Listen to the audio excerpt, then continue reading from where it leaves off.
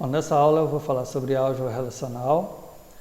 Essa é a terceira de uma série de aulas sobre o assunto. Eu vou falar especificamente nessa aula sobre as operações adicionais de junção e divisão. Tanto a junção quanto a divisão não são operações básicas, ou seja, eu consigo executar essas mesmas consultas usando as operações que a gente já viu até agora. Mas foram adicionados dois novos operadores para facilitar a escrita dessas expressões, principalmente a junção, que é uma operação muito comum em banco de dados. Bom, então a junção ela é uma operação que visa combinar aí um produto cartesiano seguido de uma seleção. Então, para simplificar esse tipo de operação, foi criado um operador de junção. Então, a operação de junção, também chamada de junção interna, ou inner join, ela visa simplificar operações que envolvem um produto cartesiano seguido de uma operação de seleção. Então, para isso foi criado esse operador com esse símbolo, chamado de operador de junção. Então, é uma operação binária, envolvendo aqui a relação R, junção com a relação S, onde eu coloco junto com esse operador a condição que vai juntar as duas tabelas. Então, conde especifica a condição de junção. Essa condição é composta aí por pares, A operador B, onde A é um atributo de R e B um atributo de S. E a comparação envolve aqui esses operadores aqui. E além disso, eu posso conectar esses pares de operação com o conectivo AND, formando uma expressão booleana. Essa é a forma mais genérica aí da junção, chamada de θ join, a junção θ. A relação resultante possui todos os atributos de R e de S, assim como no produto cartesiano, é como se eu juntasse as duas tabelas, as duas relações, concatenasse seus atributos. E as tuplas que saem no resultado são as combinações das tuplas de R e de S, como no produto cartesiano, mas somente as tuplas que satisfazem a condição de junção são incluídas no resultado. Então, está totalmente relacionado aqui ao produto cartesiano seguido de uma operação de seleção. Então, vamos voltar aqui, rever aqui a definição de produto cartesiano. Então, o produto cartesiano, que a gente denota por X, combina as tuplas de duas relações da seguinte forma. Suponha que eu tenho aqui tabela funcionário, tabela departamento. Então, se eu fizer funcionário, produto cartesiano com departamento, retorna uma nova relação com todos os atributos, tanto de funcionário quanto de departamento, concatenadas aqui, e com todas as tuplas combinadas, ou seja, a primeira linha de funcionário combinado com a primeira linha de departamento, de novo, a primeira linha de funcionário combinado com a segunda de departamento, depois funcionário 2 com o primeiro departamento, funcionário 2 com o segundo departamento, e assim por diante. Então, forma esse resultado aqui que possui o número de tuplas dessa relação vezes o número de tuplas dessa. Bom, como a gente viu lá no produto cartesiano, geralmente não faz muito sentido esse tipo de combinação, mas se eu pegar esse resultado do produto cartesiano e aplicar uma operação de seleção, eu consigo consultas aí com um significado lógico. Por exemplo, recuperar os dados de cada funcionário e do departamento ao qual ele pertence. Então, eu posso primeiro combinar aqui funcionário com departamento, que dá esse resultado aqui, e depois selecionar, aplicar uma operação de seleção, selecionando só aqueles que o id débito do funcionário seja igual ao id débito do departamento, ou seja, esse id débito do funcionário indica qual departamento que ele pertence, e aqui, se eu pegar o mesmo id débito, eu pego o departamento ao qual ele realmente pertence. Então, essa primeira linha faz sentido, já a segunda não faz, porque está combinando o funcionário João com o departamento ao qual ele não pertence. Então, não faz sentido para essa consulta. Então, aí o resultado, então, tem aqui o dado de cada funcionário com o seu respectivo departamento. Então, isso faz sentido para uma consulta assim. Então, essa operação ela foi escrita como produto cartesiano, seguida de uma seleção. E aqui eu coloco a condição de seleção. Como esse tipo de consulta é muito comum, então foi criado o operador de junção, que escreve essa mesma consulta usando somente um operador. Ou seja, ao invés de usar aqui o X de produto cartesiano e o sigma de seleção, eu vou criar um operador só que combina as duas coisas colocando essa mesma condição. Então, essa é a junção. Então, voltando lá na junção, o exemplo, então, se eu quiser fazer aquela mesma consulta anterior, eu simplesmente escrevo assim, ó, funcionário, junção, departamento, com essa condição, onde o ID débito do funcionário é igual ao ID débito do departamento. Então, ele vai simplesmente combinar os dados dessas duas tabelas somente para aqueles que satisfazem essa condição.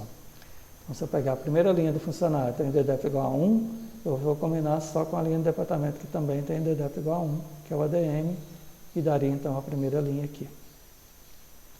Pego o segundo funcionário com ID débito igual a 1 e também combino só com o departamento de ADM aqui, ó, dando a segunda linha. E para o terceiro funcionário, do ID débito igual a 2, eu combino só com o departamento RH, que dá então a terceira linha. Então ele já faz aquela seleção sem eu ter que fazer primeiro um produto cartesiano, depois uma seleção. Mas, logicamente, as duas consultas fazem a mesma coisa. Ou seja, essa mesma consulta eu posso escrever assim, usando a junção, ou assim, usando o produto cartesiano. Ou seja, as duas consultas retornam o mesmo resultado. Por isso que eu disse que essa operação de junção ela não é necessária na álgebra, né? Eu consigo fazer a mesma coisa com o produto cartesiano seguido de junção. Mas como isso é muito comum, então foi criado esse operador de junção que simplifica aqui a escrita e a interpretação. Bom, esse formato então genérico aí, que eu posso incluir, como eu defini aqui, ó, várias operações usando o operador AND e qualquer operador de comparação, essa é a forma mais genérica, mais geral aqui da junção, é chamada de junção θ, ou θ join. Mas o mais comum, nas consultas de banco de dados, o mais comum é usar somente um operador de igualdade, como nesse exemplo anterior aqui. Ó. Eu tenho um operador de igualdade comparando dois atributos das duas relações aqui. Essa é a forma mais comum da junção e ela é chamada de equijunção ou equijoin. Bom, e ainda posso simplificar mais ainda.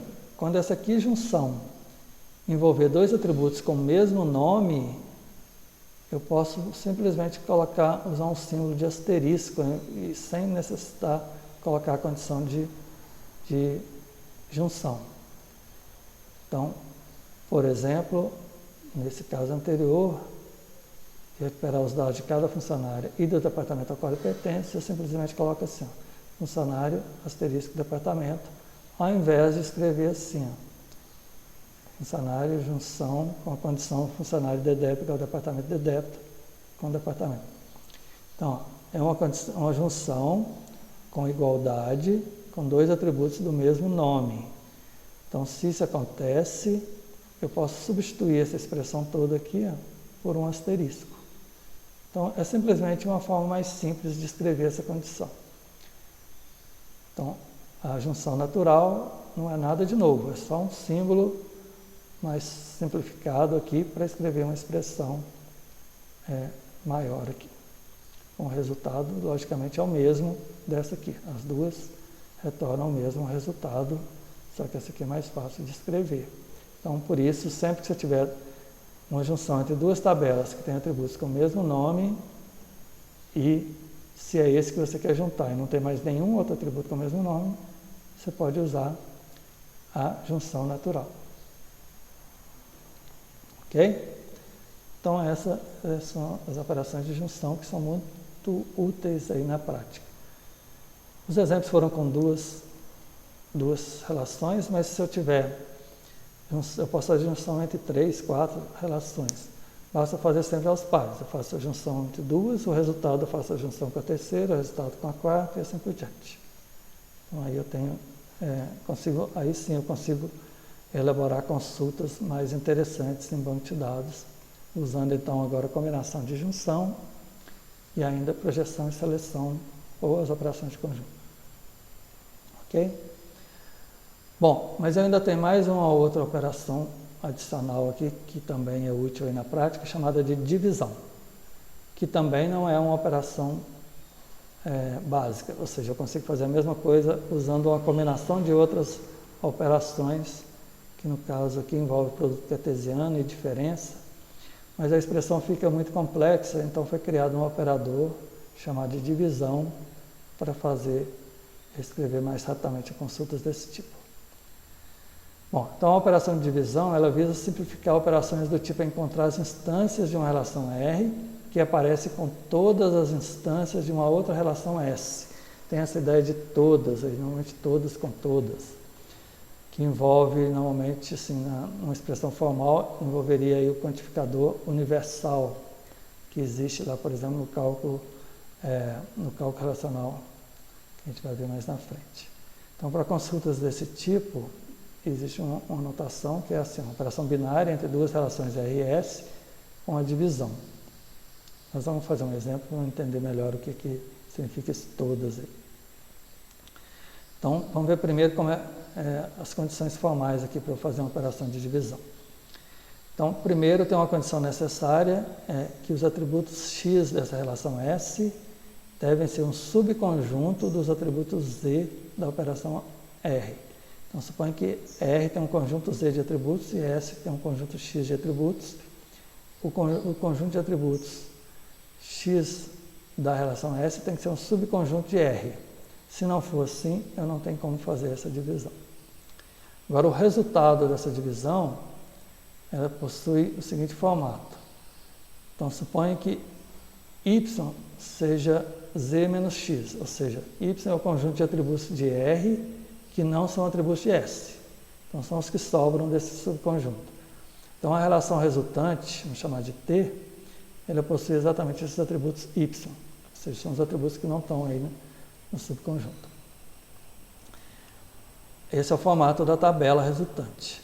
Agora, as tuplas que vão ser incluídas nesse resultado, incluem então cada tupla Tzinho aí, em que os valores desse T aparecem em R em combinação com cada tupla de S.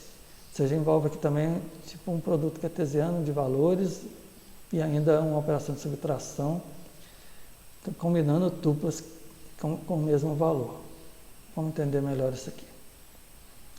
Suponha que você tem aqui, eu quero fazer uma relação, a divisão de R por S, resultando aqui numa relação T.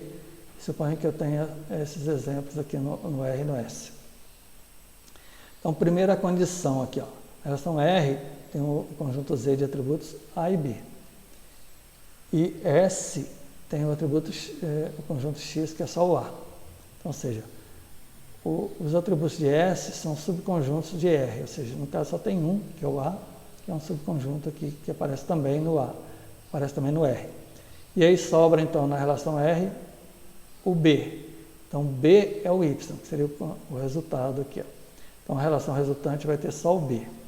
Então, esse é o formato para fazer a divisão. Ou seja, esse S tem que ser um subconjunto de R, senão eu não consigo fazer a divisão. E o resultado vai ser uma tabela com os atributos que sobram desse subconjunto, que nesse caso é só o B. Então, essa é a condição necessária e o formato do resultado. Agora, quais as tuplas que vão aparecer em T? As tuplas que vão aparecer em T, nesse exemplo, são B1 e B4, porque elas aparecem em R combinada com todas as três tuplas de S. Ou seja, eu quero todos os valores aqui. Então, S tem esses valores, A1, A2 e A3 para o atributo A. Então, todas as tuplas de B aqui, que aparecerem combinadas com cada uma dessas aqui, ou seja, o B1, por exemplo, ele aparece junto com A1, com A2 e com A3, que são as três tuplas aqui. Então, se ele aparece junto com os três valores aqui de A, então ele aparece no resultado. Por isso tem o B1 aqui no resultado. Se a gente olhar também o B4 aparece aqui com A1, com A2 e com A3, com as três tuplas aqui. Então, o B4 está no resultado. Já o B2, ele aparece combinado com A1, e com A3, mas não tem B2 com A2, por isso ele não está no resultado. E o B3 aparece com A2 e com A3 e com A4, mas não aparece com A1. Então, o B3 também não aparece no resultado. Ou seja, são todos os valores de B que aparecem juntos com cada valor de A. Então, daí essa ideia do todos aí. Os valores de B com todos os valores de A combinados. E aí então eles saem no resultado. Bom, esse é o exemplo, uma explicação mais formal. Agora, em termos práticos, como é que eu usaria isso? Então, suponha que eu tenho essas três relações aqui, ó. Funcionário, com os dados de funcionário. Projeto, então eu tenho aqui 3 projetos, 10, 20 e 30, com esses nomes. E eu tenho uma tabela trabalha, que tem aqui o ID do funcionário, ID do projeto e o número de horas. Então a ideia aqui é dizer quais os projetos que cada funcionário trabalha ou quais os funcionários que trabalham em cada projeto. Então, por exemplo, IDFUNC 11, que é o João, ele trabalha aqui, aparece 2 vezes, ele trabalha em 2 projetos, no 10 e no 20, que é o PROD X e o PROD Y. No projeto 10 ele trabalha 25 horas, no projeto 20 ele trabalha 15 horas. O funcionário 2, que é a Maria, trabalha só no projeto 20. E o 333, que é a Ana, trabalha também no 10 e no 20. Então, dado esses dados aqui, suponho que eu quero fazer uma consulta que recupera os IDs, os IDs aí, só o IDFUNC. Desculpa. IDFUNC dos funcionários que trabalham em todos os projetos que João trabalha. Então, eu quero o ID dos funcionários que trabalham em todos os projetos que João trabalha.